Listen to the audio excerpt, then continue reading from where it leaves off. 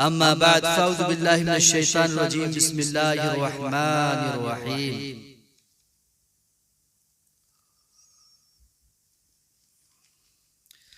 अल्लाहु रब्बु मुहम्मदिन सल्लल्लाहु अलैहि वसल्लम व नहनु इबादु मुहम्मदिन सल्लल्लाहु अलैहि वसल्लम। कुरान की तालीम, कुरान किस बात की दावत देता है हम खूब अच्छी तरह जान चुके हैं।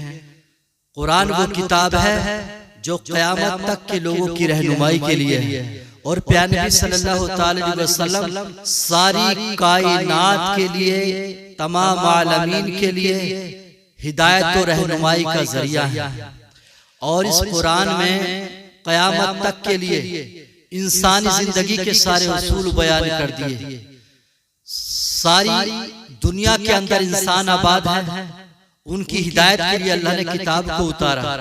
वो आपस में रहन सहन के जो तौर तरीके हैं अल्लाह तबारक व तआला ने कुरान के अंदर वो सारे तौर तरीके बता दिए। क्योंकि हर खित्ते के लोगों की ज़बानें जुदा हैं, अंदाज अलग है, खान पीने का उनका जो तरीका है वो अलग है, अपनी अपनी पसंद है, अपना अपना तरीका है। तो जिसकी जो पसंद है उसका जो अपना अंदाज है, मेरे अजीज हमको भाता है या नहीं भाता है ये चीज अलग है। लेकिन जिन बातों की वजह से या जिस अंदाज की वजह से या हमारी भाषा की वजह से अगर फितना होता है, अगर कोई वबाल होता है, तो फितने से बेहतर है कि हम अपना अंदाज, अपना तरीका, अपना कानून उन पे लागू ना करें। हर एक इंसान का, हर एक भाई का मिजाज जुदा होता है। सारी दुनिया के इंसान जिस तरह शक्लों में जुदा है, अक्लों में भी फर्क होता है, उनके व्यवहार में भी फर्क होता है, उनकी सोच में भी फर्क होता है।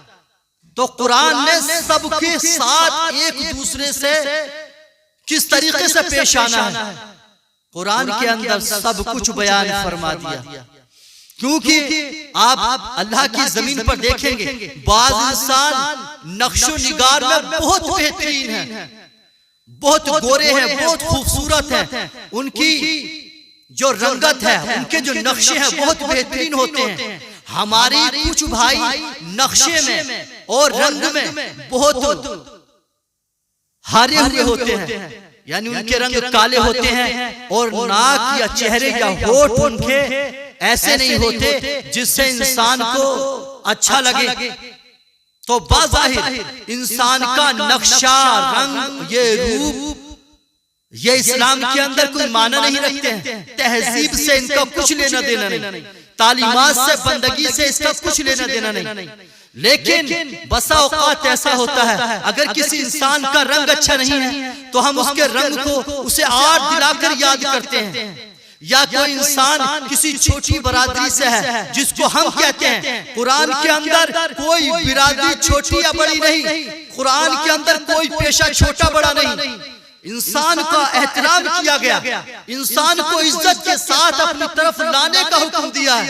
अगर कोई इंसान बदतमीज है, बद अखलाक है, जुल्म करता है या ज्यादती करता है या बुराई के रास्ते पर है, तो तुम अगर किताब का इल्म रखते हो तो तुम्हें हिकमत के साथ उसे अपने पास लाना होगा और अच्छाई के साथ, नरमी के साथ उसे वो अच्छी अच्छी बातें बताना होंगी। क्योंकि वो इंसान अगर जानता होता, अगर सही बात को समझता होता तो इस राह को ना चलता। तो हमें कुरान को समझना है, कुरान क्या तालीम देता है। अगर कोई इंसान पेशे में, अगर कोई मामूली पेशा कर रहा है, जिसकी थोड़ी इनकम है, इसको छोटा कह दिया जाता है। और एक इंसान जो बड़ी पोस्ट पर बैठा हुआ है, जो बड़ी इनकम है, तो उसको बड़ी पोस्ट कह दिया जाता है। जैसे कप्तान है, कलेक्टर है और जनरल है, कर्नेल है, या फिर मुख्यमंत्री है, प्रधानमंत्री है, संतरी है। तो ये जैसे जैसे पोस्ट होती है तो ऐसे ऐसे इंसान की आमदनी होती है। तो आमदनी और पेशे के जरिए से इंसान को छोटा बड़ा समझने लगते हैं। लेकिन अगर कोई इंसान गांव के अंदर रहता है और दूसरा इंसान शहर के अंदर रहता है, एक भाई गांव में है, दूसरा शहर में है, तो ये गांव में रहने की वजह से छोटा नहीं हो सकता है, वो शहर में रहने की वजह से बड़ा नहीं हो सकता है। एक इंसान छोटा काम कर रहा है तो इंसान ऐसा नहीं है कि इंसान वो छोटा ही कम आमदनी आमदनी का काम करता रहेगा। यह भी हो सकता है उसको अल्लाह तबारक व तआला ऐसा, अगर वो मेहनत करे, कोशिश करे, तो बड़ी पोस्ट पर जा सकता है। और इंसान अगर किसी का मनोबल बढ़ाने के लिए, अगर किसी गरीब से अगर कोई बड़ी पोस्ट पर बैठा हुआ है तो इंसान जज्बा दिलाए, इंसान के जज्बे को बेदार करे।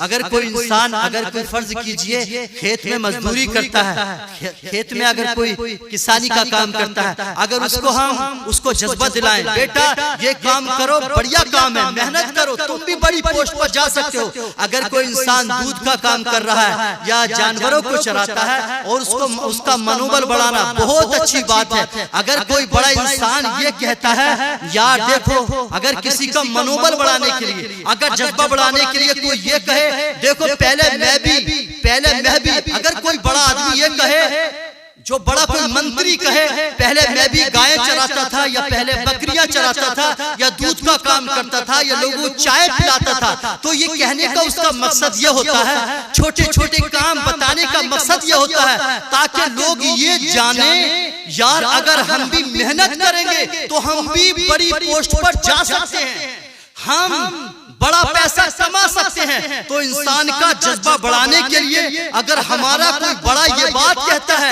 मैं पहले चाय बनाता था, या मैं पहले जानवरों को चराता था, या बकरियां चराता था, तो मेरे भाई अगर कोई ये कहे और अगर कोई मजाक उड़ाए इतने बड़े जिम्मेदार का, वो बदनसीबी है, उसकी कम नसीबी है, उसको अकल नहीं, शऊर नहीं। अरे कोई बड़ा इंसान अगर अपने आप के बारे में ये कहे, मैं पहले गाय चराता था या जानवरों का काम करता था, तो मेरे भाई वो इसलिए कहता है ताकि लोगों में जज्बा पैदा हो, वो इसलिए नहीं कहता कि उसका मजाक उड़ाया जाए। मेरे भाई इस्लाम के अंदर यही तालीम पेश की गई, या अय्युहल्लज़ीना आमनू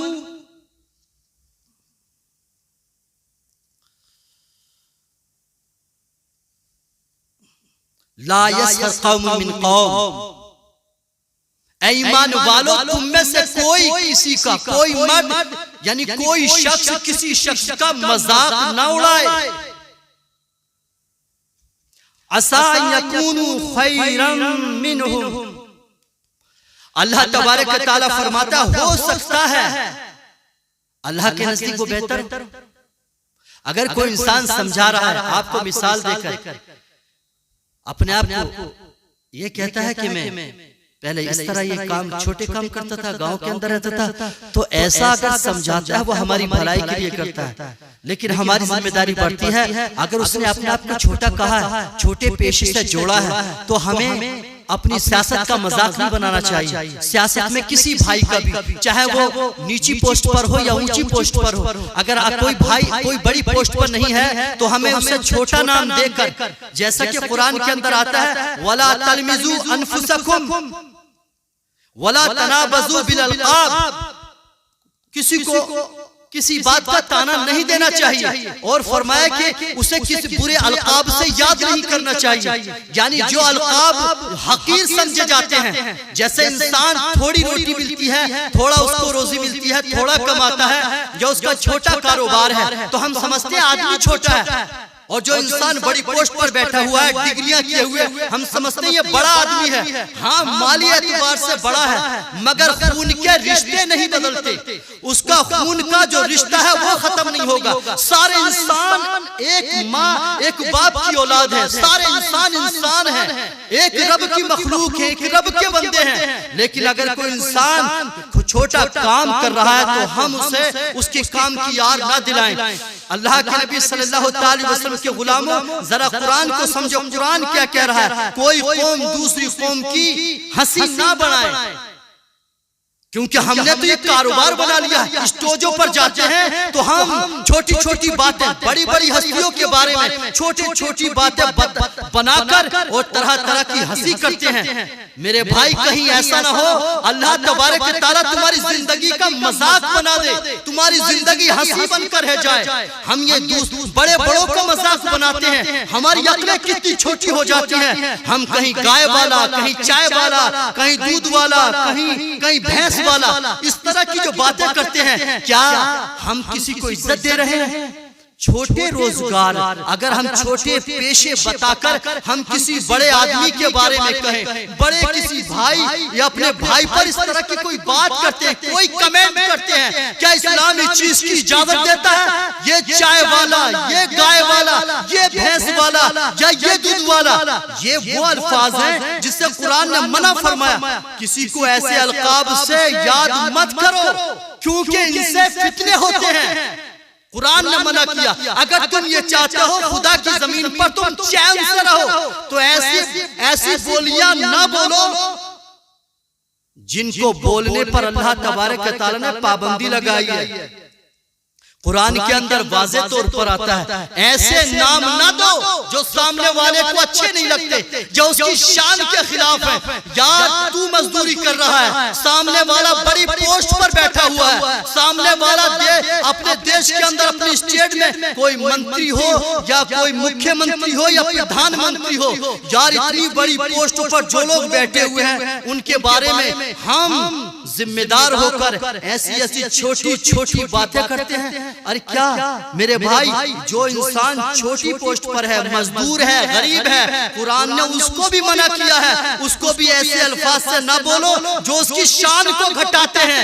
दूध वाला या चाय वाला या गाड़ी वाला या भैंस वाला या बकरियों वाला, हालांकि ये पेशे छोटे हैं लेकिन फिर भी हम गरीब को नहीं कह सकते क्योंकि उसकी दिल आजारी होती है, उसके दिल में इस चीज का एहसास होता है, यार मुझको रब ने गरीब रखा है, कहीं ऐसा ना हो तुम्हारी इन बातों की वजह से वो हिदायत से महरूम हो जाए, उसका वो नाशुक्री कर बैठे। क्योंकि अगर अल्लाह मुझे कहीं ये सोच पैदा ना हो जाए, अल्लाह मुझे माल देता, इज्जत देता, मौका देता, तालीम दिलाता तो मैं भी अच्छा इंसान यानी अच्छी पोस्ट पे जा सकता था, बहुत माल कमा सकता था। जो ये सोच इंसान की होगी और जब नाशुक्री करेगा तो वो अल्लाह तबारक व तआला के गजब को दावत दे रहा है। तो जब हम एक छोटे से छोटे आदमी को नहीं कह सकते, दिल आजारी होती है, तो यार बड़े आदमी के बारे में कहेंगे तो कितना बड़ा फितना होगा। अगर हम देश के मंत्री के लिए, मुख्यमंत्री के लिए ऐसे शब्द इस्तेमाल करें तो मेरे भाई कितनी बदनसीबी की बात है। हम अखलाक के कितने गिरे हुए हैं, हम डिग्रियां लेकर बैरिस्टर बनने के बाद भी अगर हम छोटी छोटी बातें करते हैं, कुरान इन बातों की इजाजत नहीं देता। हम अपने किसी भी जिम्मेदार के लिए जो हमारी बस्ती में या हमारे शहर में या हमारे देश के जिम्मेदार हैं, उनके बारे में कोई गलत बात बोले, गलत कमेंट करें और उनको कोई नीचे छोटे छोटे शब्दों से उनको याद करें। याद रखो कुरान इस चीज पर बैन लगाता है, अगर जमीन पर अमन से रहना है तो सबको इज्जत देना सीखो, सबसे मोहब्बत करो, बड़ों का भी एहतराम करो। यार वो जो लोग पावर वाले हैं तो गरीब आदमी क्या कर सकता है? क्या है तुम्हारे पास? कौन सी चीज पर इतराते हैं हम? कौन सी चीज पर आप इतरा रहे हो? कौन सी चीज पर आपको घमंड है? ना तालीम है, ना शिक्षा, ना तुम्हारे पास मालो दौलत, ना दुनिया की इज्जत, ना दुनिया ना आखिरत। यार किस चीज पे तुम बोलते हो? ऐसी निजामत, ऐसी खिताबत, ऐसी सियासत किसी काम की नहीं जो कुरान से मैच ना करती हो। कुरान की तालीमात को समझो, कुरान को सामने रखो। मेरी नजरों के सामने अल्लाह की किताब है।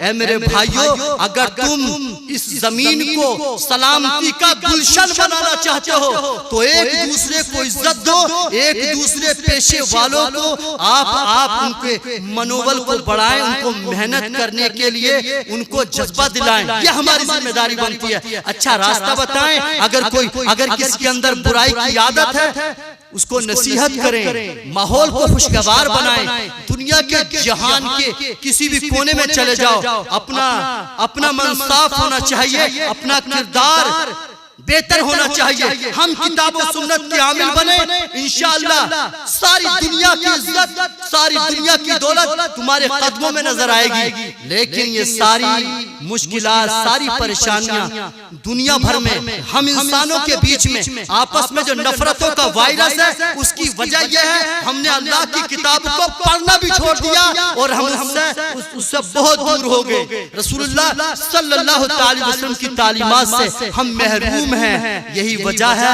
आज जमाने ने रुसवाई का ताज हमारे सर पे रखा हुआ है।